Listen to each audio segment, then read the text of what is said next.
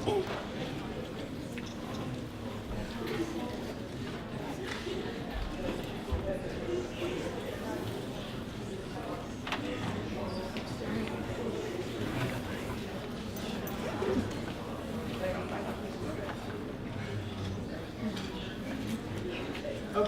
all right, excellent.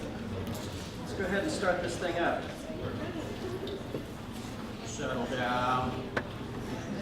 Okay, so hello everyone. Thank you so much for coming this evening. My name is Carrie Scarbica. For those of you who don't know me, I'm an assistant professor of photography here, and I'm also the current chair of the Visiting Artists and Scholars Lecture Series. If this is your first time, is this anybody's first time visiting this lecture hall or the VAS series? Oh, wow, that is fabulous. Okay, great, welcome. Thank you so much for being here. If you don't know, this is called the Visiting Artist Lecture Series. And it has been basically a resounding success over the years, bringing distinguished artists and historians to Oregon State University's campus. Artists like Ann Hamilton, Bill Viola, Marina Abramovic, Sana Lahi, Hank Willis-Thomas, and most recently, Dred Scott, just to name a few, have been just a number of names that have graced this stage with their presence. And I've actually truly been honored to be this VAS chair over the past few years, and I'd really like to thank, obviously, the leadership of our Director of School Arts and Communication, a wonderful artist herself, and the most amazingly hardworking person I know right now, Leanne Garrison.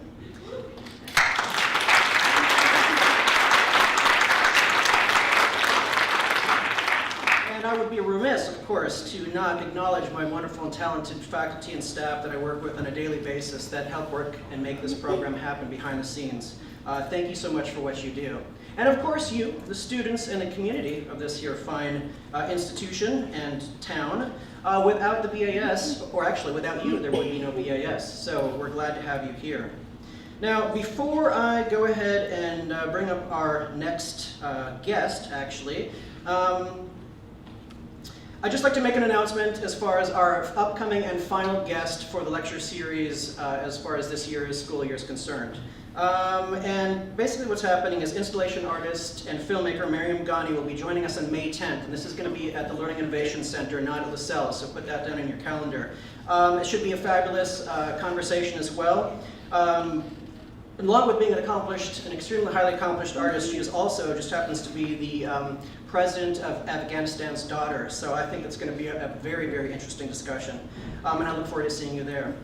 But for now, I want you to sit back and enjoy tonight's event. And what I'm going to do is I'm going to bring up our painting instructor, Anna Fiddler, and she is going to present this evening's lecture. So please welcome Anna Fiddler.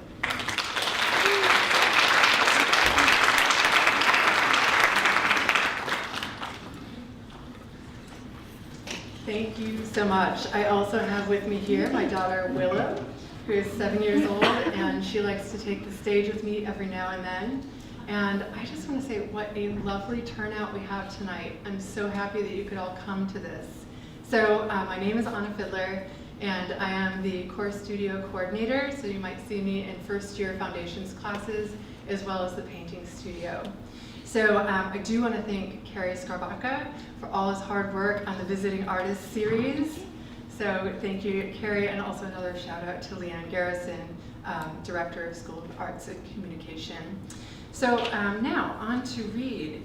I think many of you have worked with Reed over the last couple days in various classrooms and discussions, and it's been a very exciting process for all of us to have him here in Oregon. So here's a little about Reed. Reed Anderson has a BFA in printmaking from San Francisco Art Institute and attended the Skowhegan School of Painting and Sculpture, and later received his MFA in studio art from Stanford. Reed has artwork in public collections such as the Museum of Modern Art in New York, the Albright Knox collection in Buffalo, and the Ulbricht collection in Essen, Germany, among many, many others. He shows his work at Pierogi Gallery in New York, one of my favorite galleries. And I'm going to tell you a little story about Reed Anderson and how I know his work. So I first saw Reed's work when I was on a road trip across the American South from Miami to Houston, and this was about 2003 when I was in grad school. I was looking for a new city to live in. I'd lived in Portland a long time, and somehow Miami and Houston seemed interesting. So I saw his work in a gallery called Mixture there, and I thought it was amazing. It's one of those moments where you feel like you connect with the artist's work. You feel like there's something that you will not forget. And my guess is all of you here, at some point, whether you've done it yet or not, you'll have that same experience. So later, I moved to Los Angeles. That was the city I decided to stay in for some time. And when I was there, I curated an exhibition of work in 2008 in Portland. And in that show was works on paper. And of course, I thought of Reed Anderson's amazing work that I had seen 5 years earlier. So I got in touch with Reed, and Reed showed his work in that exhibition. And the funny story is, I drove the work all the way from Los Angeles on top of my Subaru and stopped at Stanford, where Reed was attending grad school. And I got this wonderful tour of the studio. I learned things like rolling works on paper in tubes is a really cost-effective way to ship really large, massive things around the country. And I still do that to this day, and I think you guys should all think of that yourselves in the future. And I had lunch, a lovely lunch with Reed. And so this is how I remember Reed. At the lunch, at the end, when it was time to leave a tip for the waitress, Reed gave her a $2 bill. Now, how often do you get a $2 bill? Not very often, right? I don't think I've had a $2 bill in the last 5 years or so. And that waitress was so moved by the $2 bill because it's exceptional, it's rare. And then I noticed that Reed had a stack of $2 bills. So this is something that he, to this day, enjoys doing because it transforms the moment. It makes people whose day might have been mundane into something a little bit more special. And so with that, I'm going to let my daughter introduce Reed. This is Reed.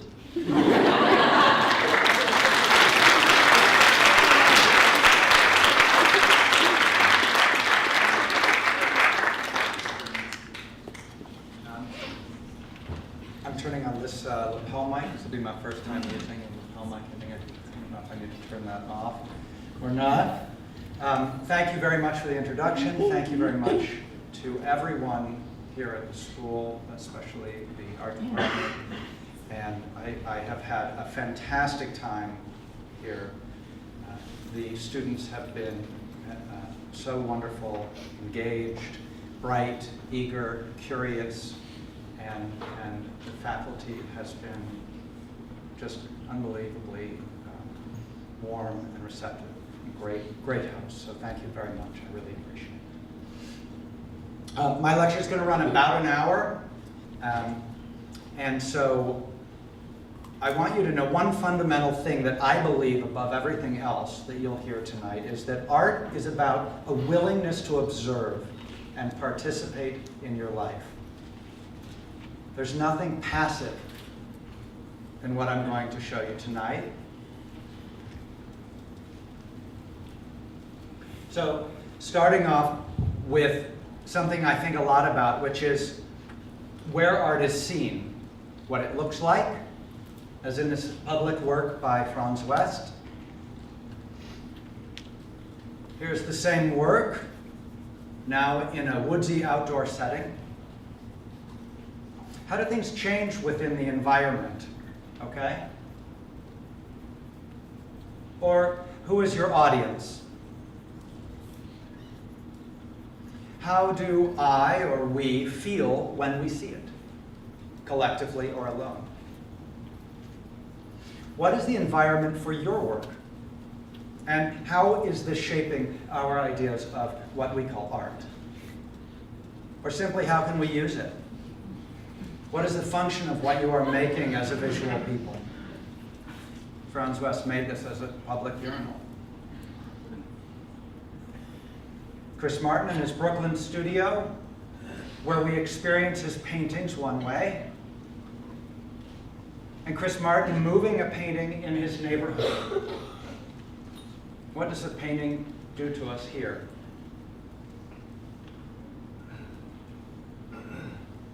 Is this again Chris Martin in the world? or the influence thereof just down the street? How can the placement of things awaken our sleepy mind? Again, this is Chris Martin, but it's an installation across the street from a gallery where he was having a big exhibition. And there was an abandoned building there, so he put the paintings up.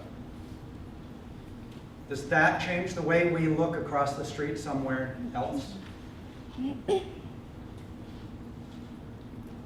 In our life, do we take the time to notice what is becoming of the natural world and allow it to influence the work we make in the studio?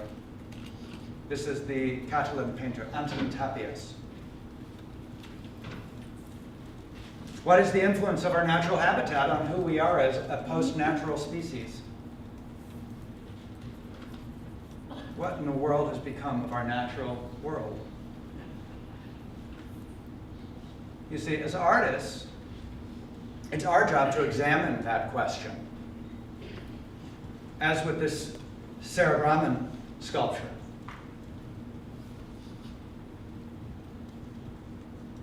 It is our job to examine our human communication, and with who, to understand the real avatar of our being, to investigate what inspires us with curiosity. This was an awning down the street from my studio. It's my favorite thing to look at as I walk to the subway. Paying attention to the decor in a taco joint. What do we notice about our classmates' new work beside us? And perhaps more importantly, is there a difference that matters? What is it that we are doing that matters? When we pay attention to great art, such as this painting by Alma Thomas, what do we notice that is different in our daily life, such as the IKEA carpet in my son's room? Connections. As artists, we are always making connections. And it is very important to exercise the muscle of noticing. What does it mean to pay attention? And what lens are we paying attention through?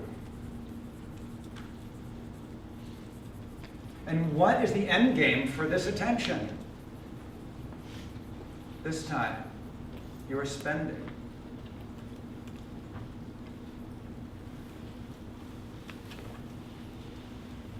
When you spend the time, you realize you have the opportunity to see things differently.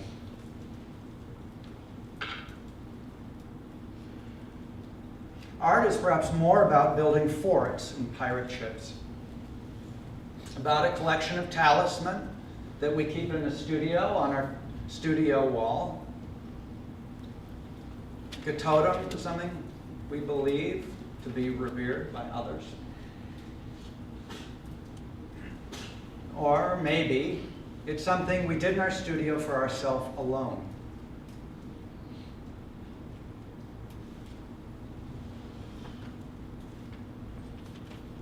Or in our kitchen to change routine and give evidence of our daily life. Because it is a way to show that we matter.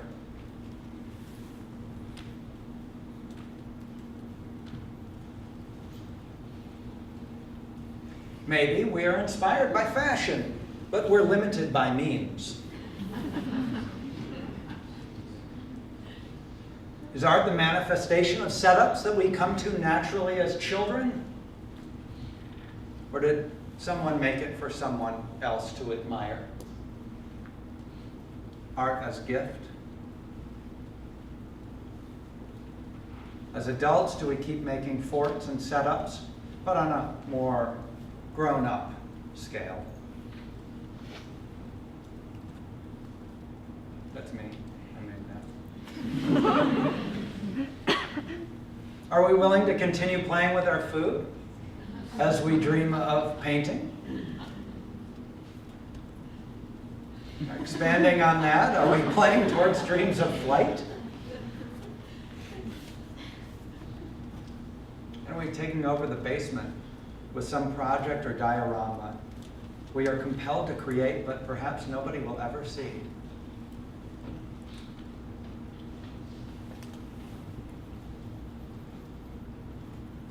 Navigating identity after speaking to the goddess and being told you are the king of the universe, such as this Paul McMahon piece.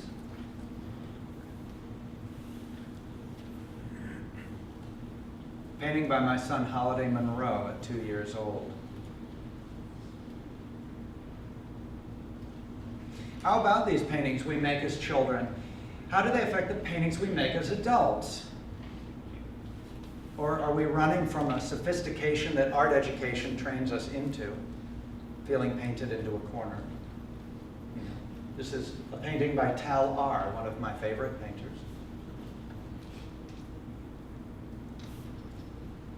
Spooky, right? Mm-hmm. Again, Tal R. Right. Listening to the universe. How are we depicting ourselves amidst the complexities of our contemporary life, as with this Daniel Davidson self-portrait? Or perhaps we are diligently working to organize these complexities in an effort to make sense of these intricacies, as with these Trisha Catley paintings.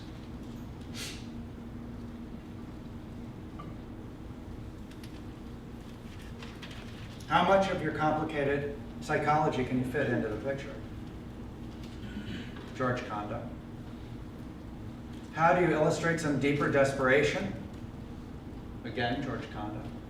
And remember, everyone's looking at something. Rene Magritte from his period Vache, 1948. Interesting after the Magritte, too.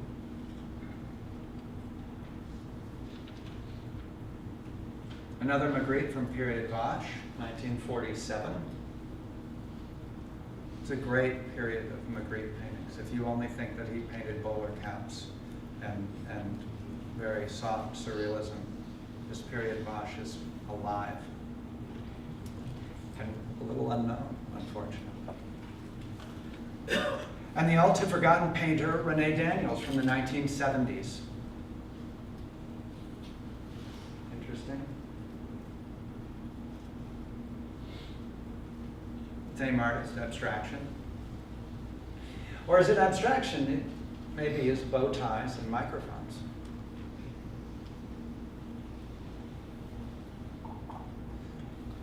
Is Brian Ballott's painting more exciting because of his dirty socks that he puts in them?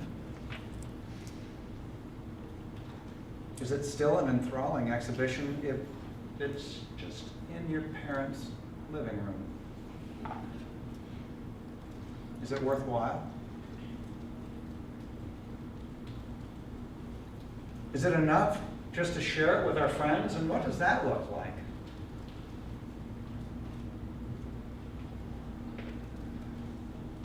Or perhaps our sketchbook drawing goes viral on Instagram and they end up on someone's nails. Seriously, you can go to Sparkle Nail in Mission, San Francisco. This is the Reed Anderson nail. I did not authorize it, but it happened.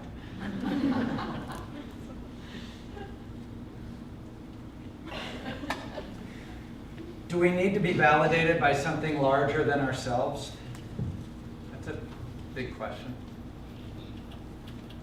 Are we desperate for attention? Like this Josh Abelo oil on linen painting might suggest? Can we simplify the desire? Modify the want? Transmogrify the need? End up with something else, maybe more simply put.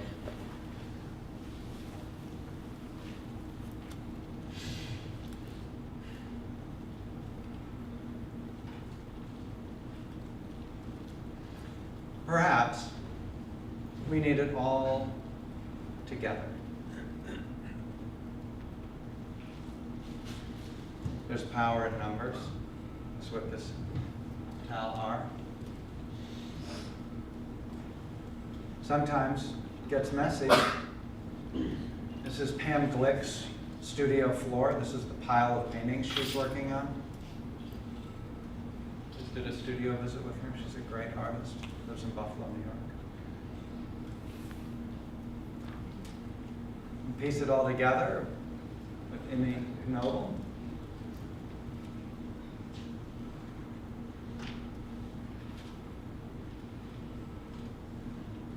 So, here we are, we're trying to make sense of something like this Catherine Bernhardt installation of paintings paired with the influence of Moroccan rugs that her husband was selling at the time. Another fantastic painting.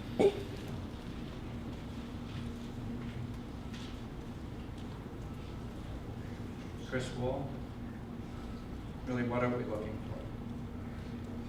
for as visual people?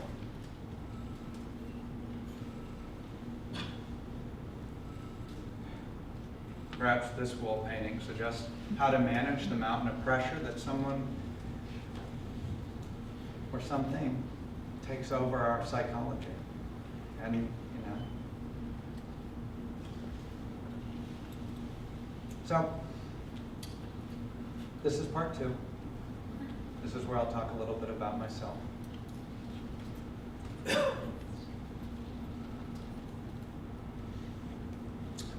And this is a lecture about how I am engaging with my life and being active in my life and attempting to answer some of these questions and address some of these issues. It's important to know that I grew up with art as an integral part of my everyday experience, and that it was something not beyond touch.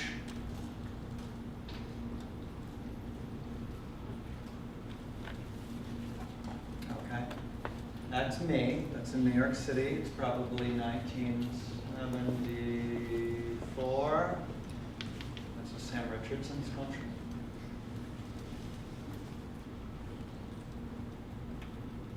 So in going through my work for this slide presentation, I went rummaging through a bunch of old books. I have a lot of old stuff. My mother was great at keeping things.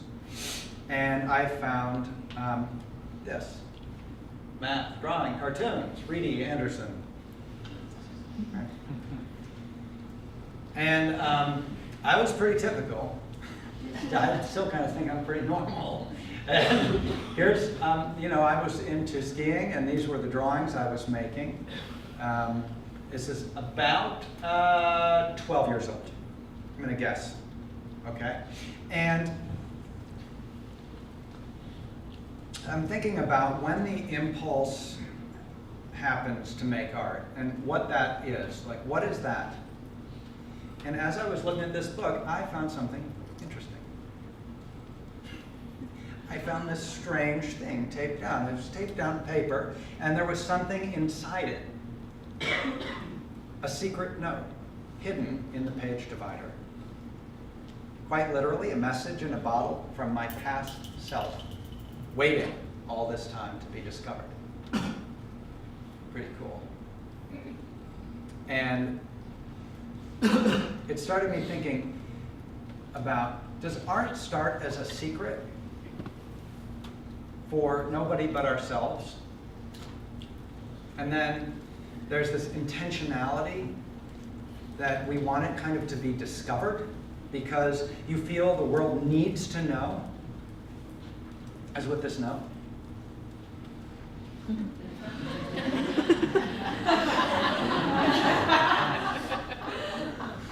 So I'm 12 or 13. I really remember Hannah Crow. I recently contacted her and told her she was going to be a part of a lecture I was doing. She thought that was pretty funny. I didn't talk to her about marriage, because I'm not already married. That would be weird. And, but here we are. There is this sincerity of a deep secret. Okay? And there's this sincerity of a deep secret to oneself, mixed simultaneously with the knowledge that you might be caught. Right? and that it might be exposed. And you kind of want that because it's exciting, right? And that you would be seen for a candor and honesty that you're attempting to bring into your life. But you're also afraid to tell anyone about it, right? Does this all sound pretty familiar? And for me, that's a little bit like making art.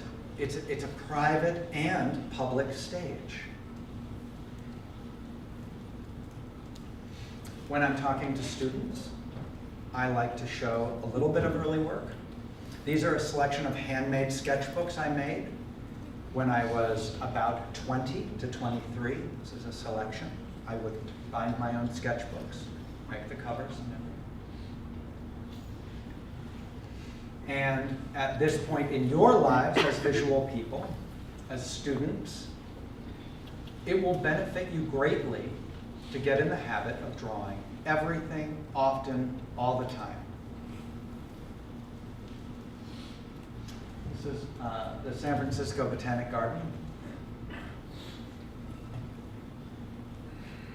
These images were drawn while I was taking inventory of my family's house 25 years ago when we were moving. Right. Wedgwood, China. You'll see this come back. More objects. These are catalog numbers for the objects. Again, we will see how objects come back to me, haunt me, really. So right after school, I went to Skowhegan School of Painting and Sculpture, and then I went on a road trip with my friend Jeff Sharp, and we started collaborating, and after we got back, we started making drawings together, and we made drawings together for 8 years. And this is one of the drawings we made. It's called Fear of the Family Business. I think I have a laser pointer. Yeah. So you'll see right here, that is one of the inventoried plates from my family's house. And this is supposed to be me. I had returned home to help my dad with some business, but I continued making work with my friend Jeff. We were really heavily influenced by underground comics, such as this work titled Poor Man's Times Square. These are all resist drawings done with Sumi ink. They're about this big. Okay. This is a painting called Science Relaxing with Art. It's a smaller painting on scrap pieces of plywood that we found. We didn't have a lot of means of that, and that's made with Home Depot enamel. Another painting, Search for the True Wizard. Perhaps less a reference to Todd Rundgren and more a youthful yearning to find something tangible to hold on to as we work together.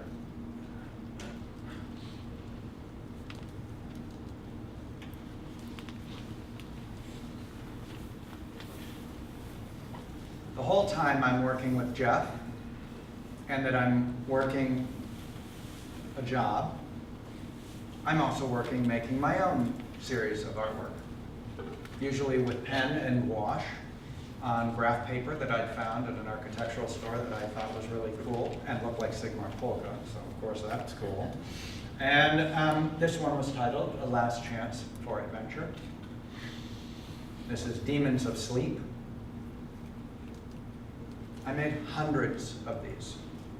At the time, I referred to them as foot soldiers because I would sell them relatively cheaply and they would go out into the world and precede me. And then eventually it would happen that I would meet somebody and say, oh, I know your work because it's at my friend's house. How do you get your work out there? Some of you have been asking me about that. How do you begin to expand the circle? Remember, we talked about that. Circle of influence. I moved to New York City and I began folding up pieces of paper in my pocket and keeping them, folded up in my pocket. I'd pull them out and I'd do little drawings, or I'd write little notes to myself. And then I'd finish the drawing at home. I was working for Peter Halley, and I was all of a sudden very busy, and I did not have a studio, and I wanted to keep making art because, I mean, this is what I said I wanted to do.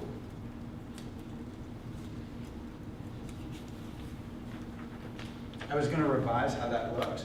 This is in my studio, but then I just thought, you know, you should show it what's in your studio, don't edit. So this is a really important thing to remember as visual people.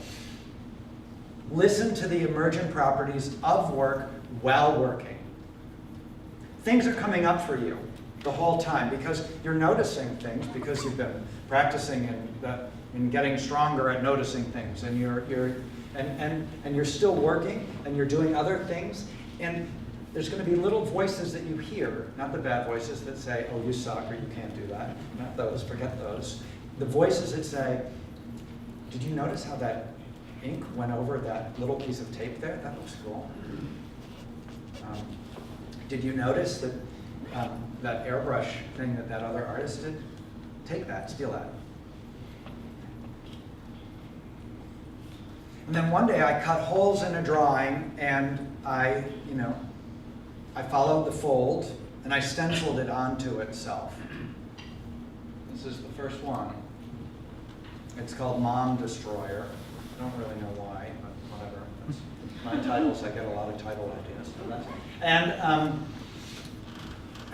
I had this kind of moment, right? You can kind of see here where, here are the holes, right? Where this butt is. And then, I folded it over there, and I stenciled this body here, and then I folded it down here, and I was like, ooh, cool, let's make this thing. And I was like, wow. Something went like ding, ding, ding.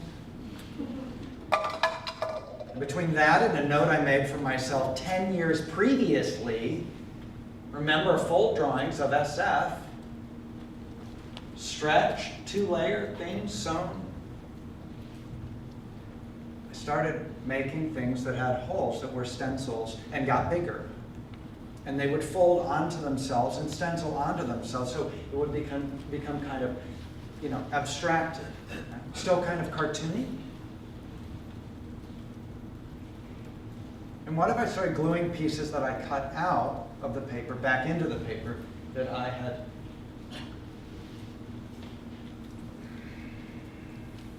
disregarded previously, that were on the floor?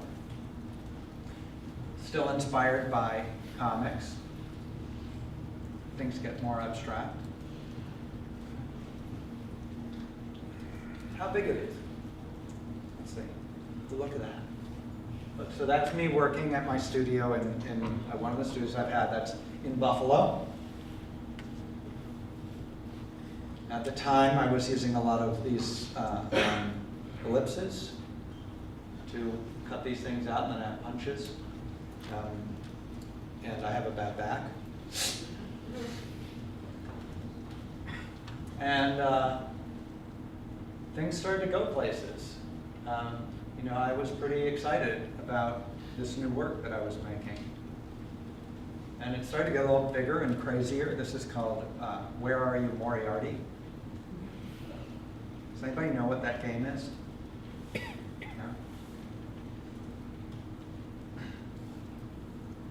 That's a detail of it.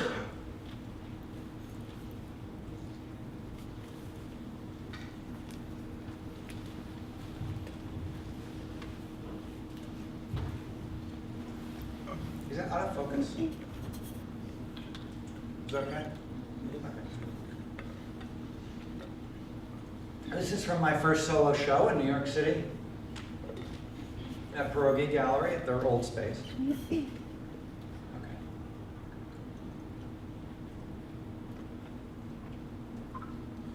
I also started making furniture so people could hang out, and these were bean bags, but I've made various other kinds of furniture for shows because I want people to spend time there. I want the gallery to be a welcome space.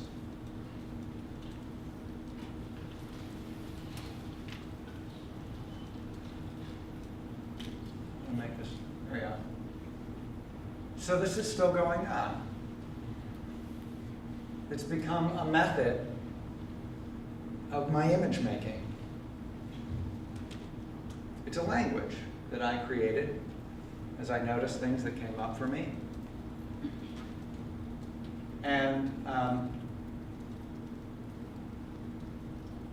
it's one of the things that I do.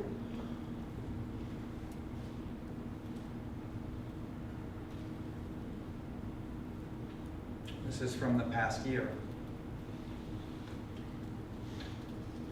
So you can see the intricacy, which started out as a dot on that folded drawing, has become a little bit more involved. I thought somehow that getting those ellipses and a bunch of different size punches would make my life simpler. But it was like I got more words in the dictionary, you know. So I've been looking at textiles. This is Sonia Delaunay. And so she played a role in some of the new work, as well as textiles in my house. Paying attention to the bulletin board at my son's school influenced some of what I was doing.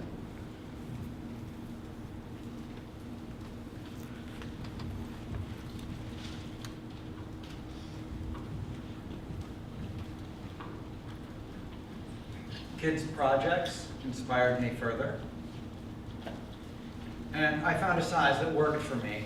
This is about 76 inches. So, you know, like that. And this is on paper. And I added a lot of collage in some of them.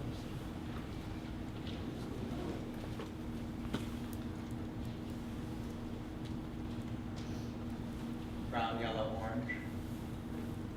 Wear it, Fu Manchu. Once or twice in the garden. Shasta Fe.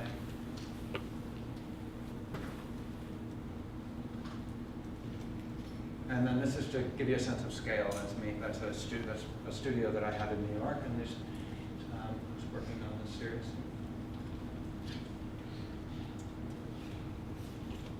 And after years of thinking about it, really years, it's a little bit ridiculous how long I thought about it before doing it. I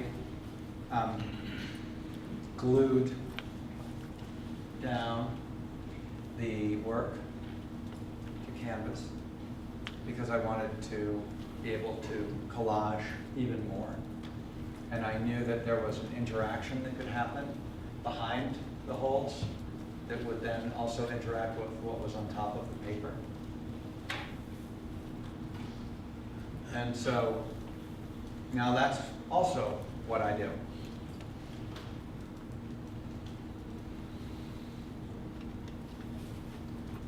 That's the passenger, Gothic wasp.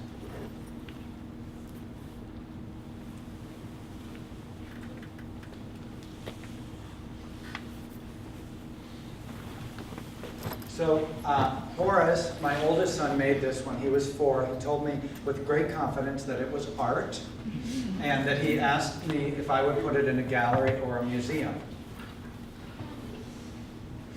Having grown up around a lot of art, I naturally think about, you know, how do we live with art? Where does what we make end up? Most likely not in a white, pristine cube like a gallery. Okay, if we're lucky, it ends up in a house being lived with.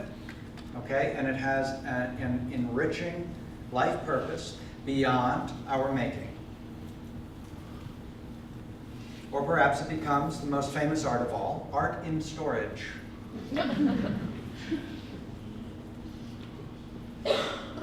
Where do we think it looks best? Remember this picture from before that I showed you the slide of this?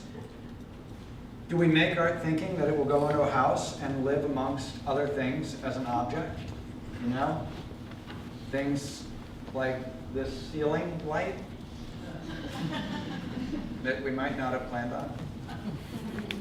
And from this, I rekindled a fascination of auction catalogs, something I had grown up seeing around the house, and the objects therein, which we are told by experts have cultural significance. Really probably means money. And that they are important. The photos are enticing, completely perfect and seductive, and very fun to draw on. Like my son Horace did a good job on this. This is, it's done. Fine, And because the cut paper work takes a long time, and I've been thinking about returning to something that was a little more visceral, more immediate, I started to think about what I could do that was more fun. So I began to print out large copies of these as Xeroxes, 4 feet usually by 3 feet, and kind of paint haphazard on them to see what would happen. Again, I had an idea about something. And the new work was fun. And fun is good. And it's made on, like I said, large format photocopies. And I had been doing block printing in my cut paper work. And so I brought some of that into this. And some of the ideas from old notebooks, again, came in, right? Listen to yourself, past, present, and future. Don't be afraid, it's just you. Woodblock printing. And I began to look at these as kind of object posters. And after a while, I started to think they were looking pretty good. And they weren't getting outside the studio. And so I was thinking, well, gosh, what do they look like somewhere else? Like, what would they look like at my friend's sister's house in Hawaii? So I called them and I said, can I put this in your house in Hawaii? I don't know what I'm making. It might be art. Be careful. And so, and it looked pretty good. That's cool, okay? So what's that look like in my friend's house in France? Okay? It's like an experiment, right? Research. These function as, kind of like punk rock posters. I try not to spend too much time on them. Okay, there's these object posters. It's a species of painting. Some of these, I realized that these block prints really very easily could be symbolic of text, saying things like, fantastic sale on chairs, or something, right? Okay. And so, studio junk, right? Remember about objects? Weird, right? Remember I told you? Remember, notice, listen to yourself, right? It's going to happen. These are about objects, and I'm stealing them from auction catalogs. And then I'm putting them in places like a sweatshop in China. Really, that's a sweatshop in China. I knew somebody that was going there. Right? Did they like them? Yeah, totally. They did, and I spoke to the people that were there, and they told me that the experience of having something like this in their workplace changed their life. Changed their life. Wow. What an opportunity. I'm making art, and I'm having a great time. And going to a research vessel in Antarctica, and an office at MoMA, Manchester by the Sea, with Justin Bieber. Okay? You really don't get to decide. I did not tell people, put the art someplace important. I said, put it up in the house wherever you want, live with it for 30 days, send it back to me. Here's a FedEx thing that's signed. It's my account. Don't worry, no cost on you. Take a photograph of it with all of your shit all over the place too. Right? Art in its natural habitat. It looks like that. And like this. Petaluma. On a farm. Okay. So remember, where you look is what you remember. So this whole time I'm still doing this cut paperwork. I mean, you know, I didn't know if the object poster thing would really fly. And I got about 50 locations in, and it started to make sense. And I titled the whole thing Papa Object. It sounded, I don't know, it sounded catchy. And I still kind of like the title, it makes me laugh. Okay, and I still keep making these paintings. My son Horace likes them. Okay, here's a picture of my studio in Canada, and this is where for the first time I created a new body of work for a show without the intention of mailing them to people. That research was done. I knew I was doing something that was going somewhere, right? It had legs. And now I make these. And still do.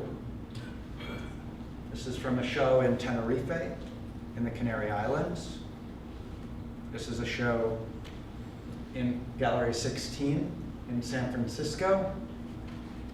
And a small group in my most recent show in New York City. Remember when I first was saying about art in place? This is my work on the set of MTV's show Awkward, season finale. I had a friend who was the set dresser and artistic director, and he called me and said, "Hey, you do that weird thing with the papa. Would you could see one of your bigger pieces?" Right? Keep talking to people, making friends with people. Keep the friends that are really important. You know, this is your community. And I'm doing this and some new things, and other shapes from the object posters have made their way into my most recent cut paper pieces. Okay, and we're getting close to the end of it. However, this started me really thinking about something else. This is a picture of my childhood friend Peter. He is pissed off because life is not giving him the day he wanted in 1979. He feels helpless and that something has to give. He's frustrated because he wants something to change.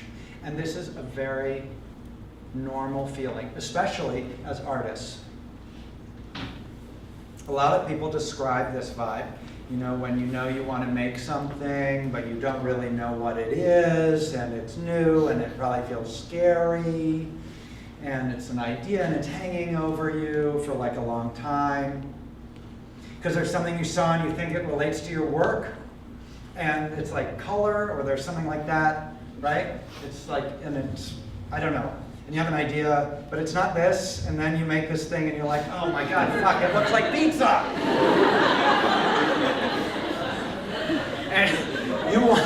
And it's like, oh my God, I suck. Right? And you're like, I am so stupid, I should just stick to what I'm doing. And then you go cross-country skiing and you see something like this, and you're like, okay, well, maybe I can do it. Then this other thing comes into focus, and it nags at you. You give it another try.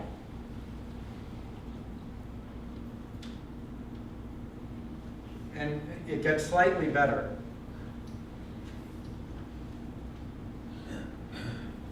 After 7 or 8 years of this pussyfooting and these bad trials, you decide, okay, I'm all in. I'm going to try it. I'm doing it.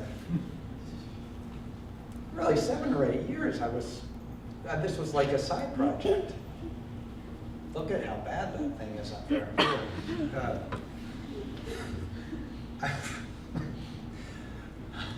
And then finally, you make something that makes sense to you.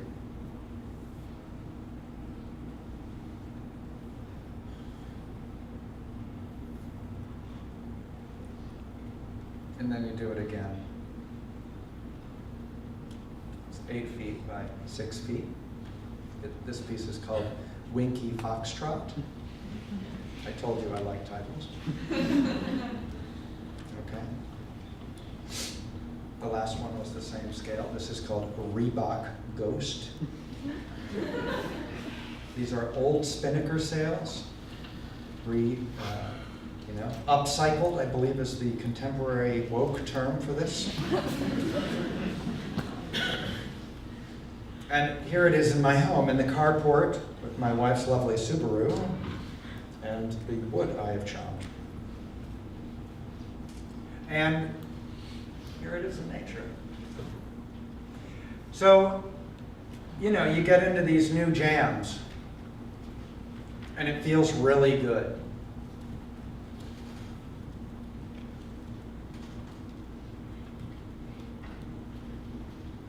This is called Farm to Table.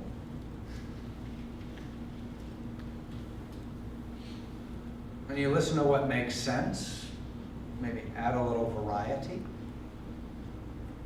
Or maybe you listen to what doesn't make sense, but is a little bit similar.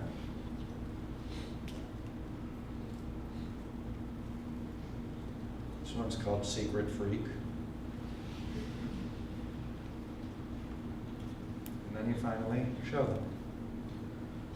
This is my show. It came down last month. It was in New York City. And I showed paintings and Papa Object and cut paper and these things which people call flags. I think of them as paintings. You can think of them as windsocks, whatever. Again, here's the show. And oh my God, it all makes sense. I mean, I really was kind of surprised.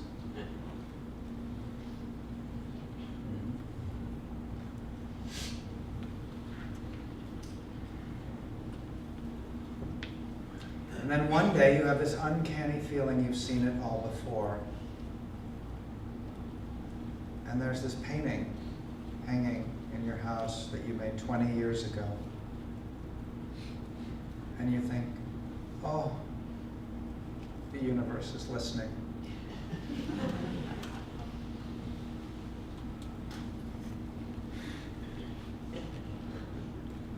That's it.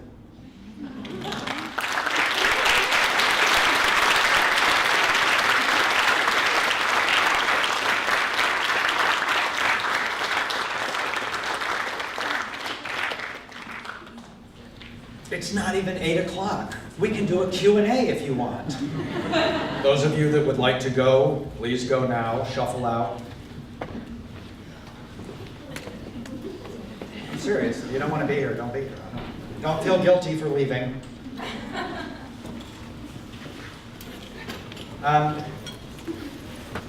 Here's a question right here in the front row. Hi.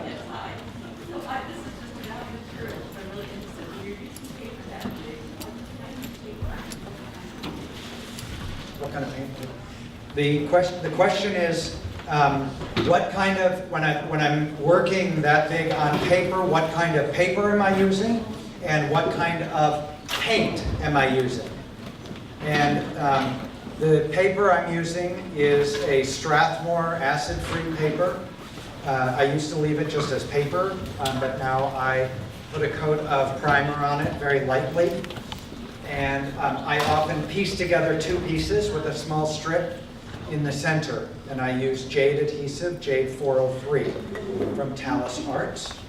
It's an archival glue that is wonderful, and if you work in collage, that is the glue you should be using. And it doesn't rot, and you know, it's wonderful. And then for paint, I use Lascaux and Holbein heavy body acrylic. The colors are really sensational, and I do like color. So that's, you know. And sometimes I use spray paint and things that are really not archival. And to hell with it, right? What is the natural environment, well, it informs your work, where is your relationship with it? What do you mean? Well, I see so much of the work, but all of these are in very city-oriented exhibitions, heavily industrialized spaces, but yet they have this edge of nature, and you spoke nothing about your relationship with nature. I'm interested to see, except this picture right here. Right, it's kind of leads me into a little bit more so. I'm a city boy, but I grew up going to a cabin in northern Ontario, Canada, about 20 miles from where Neil Young actually grew up, El Mimi. And I have a small cabin there on an island. It's 1 acre and a cabin, or as they say in Canada, a cottage. And so I do city mouse, country mouse very easily. And I would say that nature has played a very important role in shaping a psychological space that I look for in order to create my work that then is shown in industrial wastelands like New York.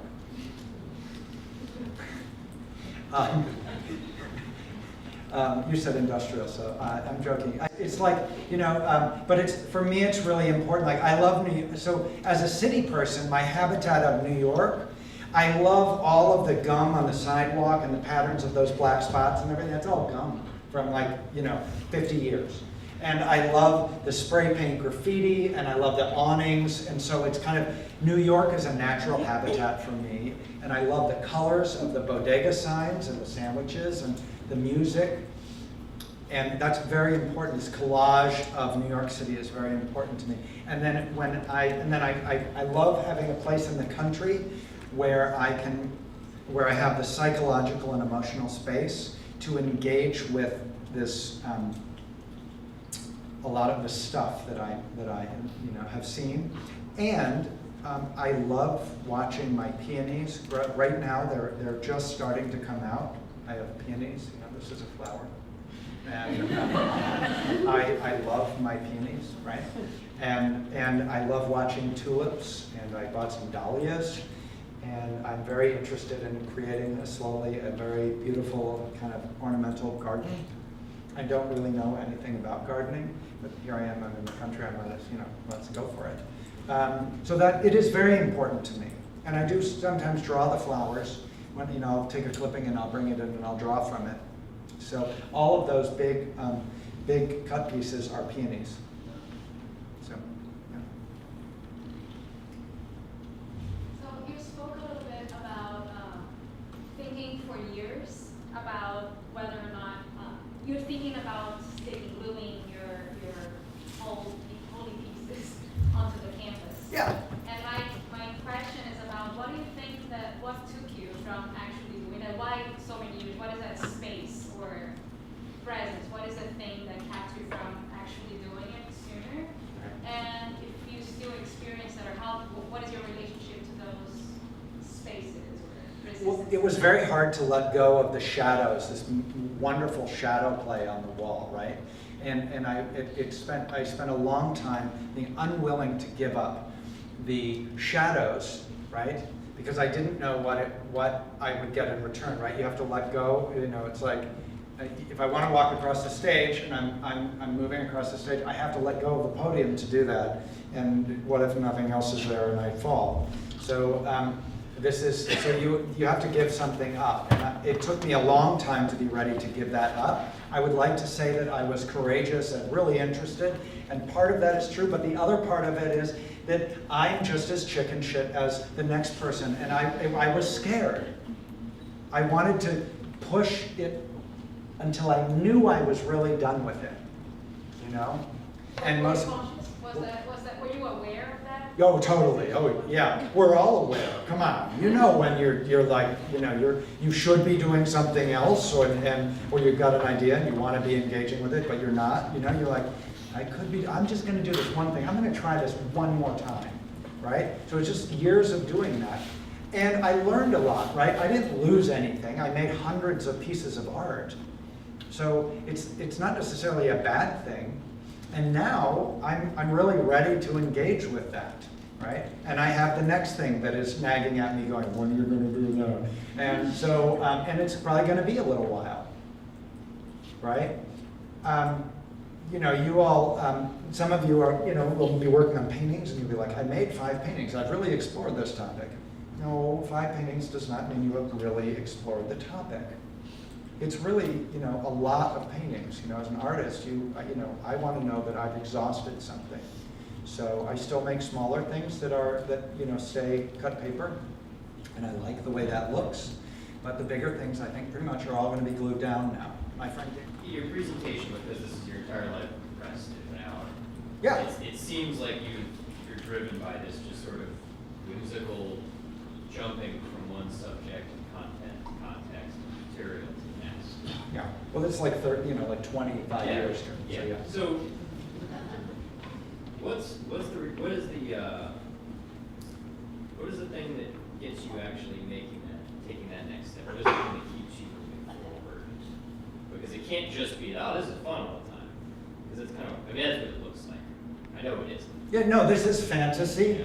Yeah. This is like Facebook. Every day is a sunny day. I'm This is perfect. family, Right? So, no, it can be really miserable, right? But it's very important to remember to show up.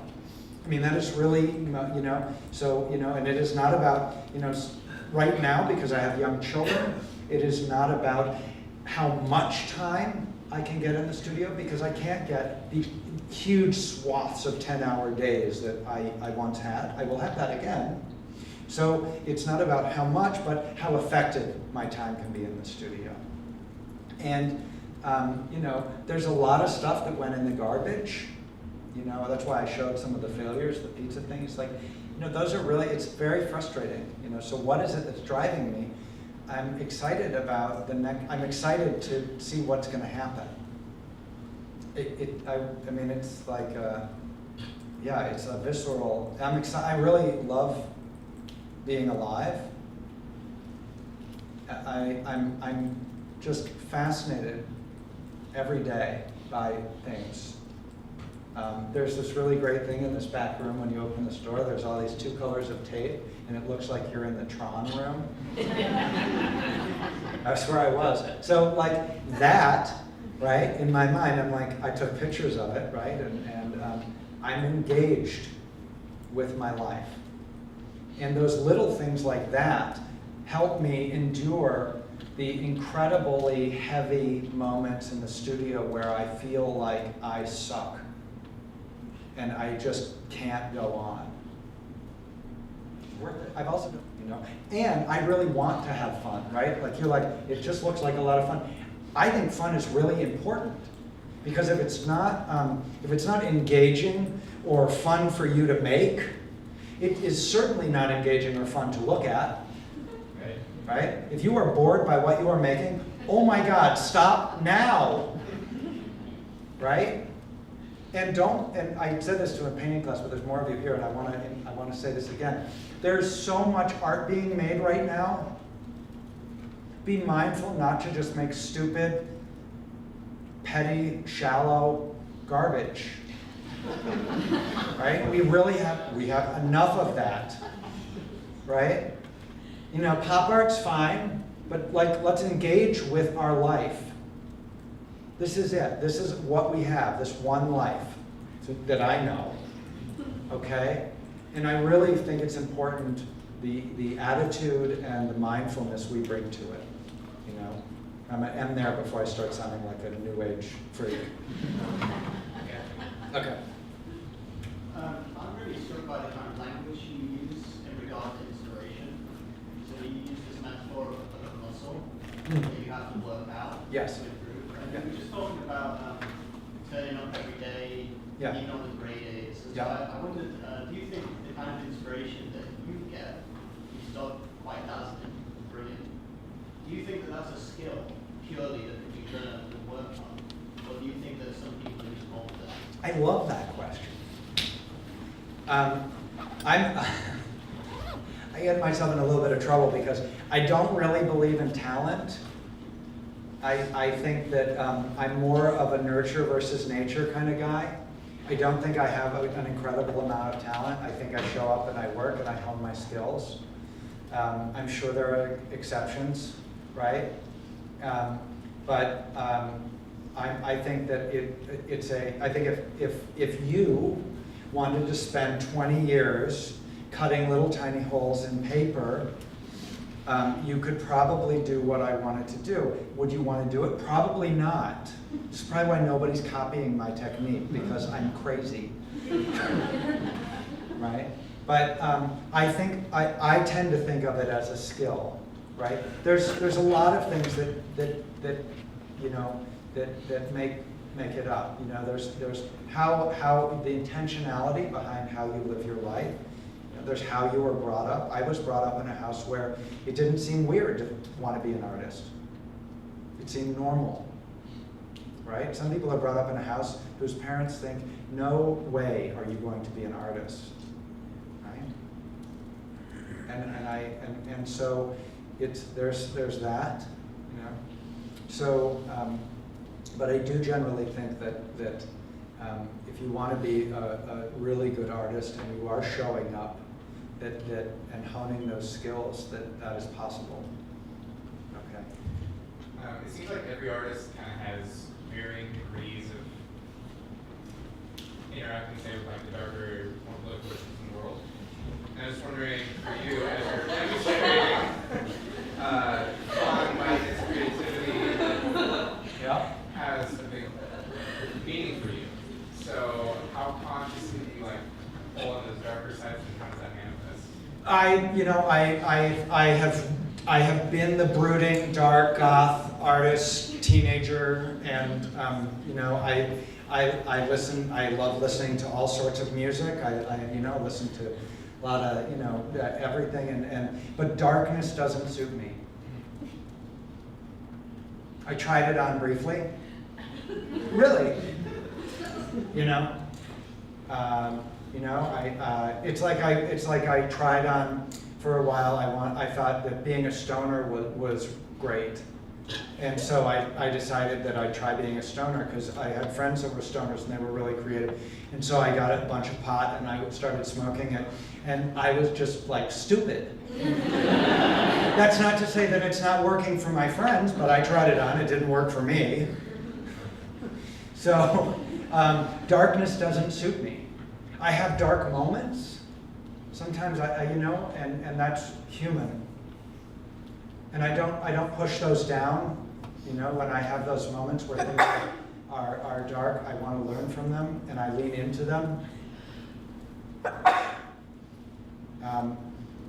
But I'm not the person that's going to be making. I believe in creating a resonance for myself and other people. That's how I operate. Did you have any difficult sacrifices that you made in order to have the legacy you wanted to? Difficult sacrifices. Yeah, I mean, I moved home after my mother died, and I took care of the family business for a year, and that was hard. But I was drawing, and I was around people who I love, and I was collaborating with my friend Jeff,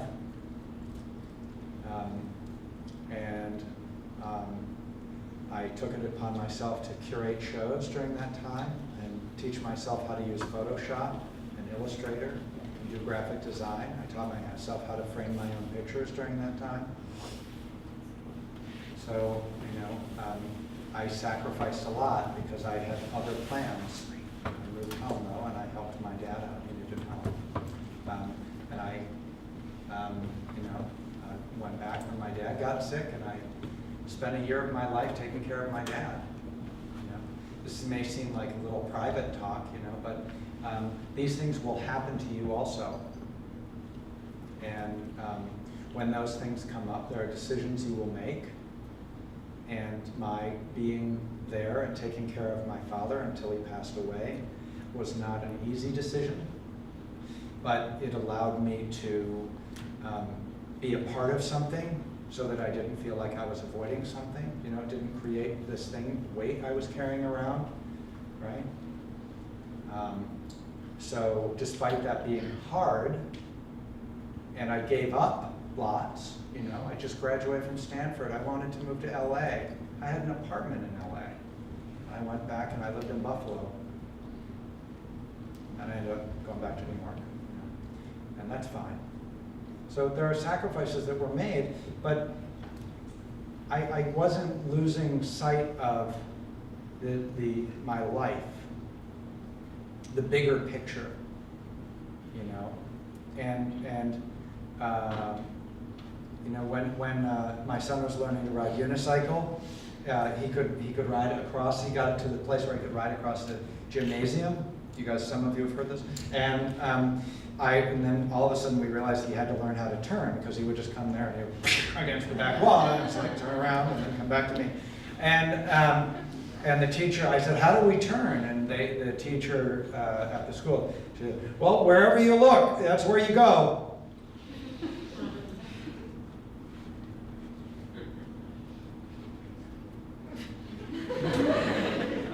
That's a metaphor. But they said it about the unicycle. Right? Okay, you got it. Sorry. Just trying to make sure. What else? Question? What other? There? No. So after you found like a technique or like or you know how you're going about the work that you're creating, how much of it is experimenting with that same technique, and how much of it is kind of knowing what an end result that you kind of want to achieve? I intentionally have created, well, I mean, I guess with these these flags paintings, I know better how they're going to look. But with the cut paper pieces, I intentionally do things so that so I don't know what's going to happen. So I never really know what they're going to look like. I have a vague idea, but they never look the way that they're, so there's always something going on, like I'll do something so it will mess it up. As of late, one of the things that I did is I have an assistant 2 days a week who helps me cut the ovals. It's a lot of muscle stuff on your hand. I can't really do it all the time. And it's very interesting because he doesn't cut the holes the way I would. And the first time I had an assistant, I was like, I kept trying to get them to do it the way I would do it. And then I realized that if they did it the way they did it, that it was like this Darwinian evolution that would happen. There was this different wind, and that I had to change just a little bit, and the art developed in a direction that it might not have. So I'm open to this idea that that those things will happen. And with the Papa Object, the entire project is like that. I mean, I just go through those things like water, because it's just a photocopy, and that's part of it. You know, it's a big photocopy, right? But you know, it's not about precious. It's about, let's see what happens. Let's, you know.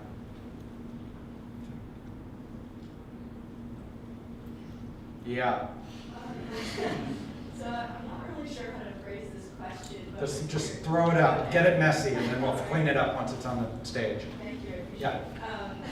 So with your non-flag, Yeah, I know it's complicated. It's new work. I don't really know what to say about it. I like that. yeah, what's your iteration process? Is it experimental color? Is it concept? How do you parse that out for yourself? It's done with ripstop nylon, so I've only got so many colors in my rainbow. And then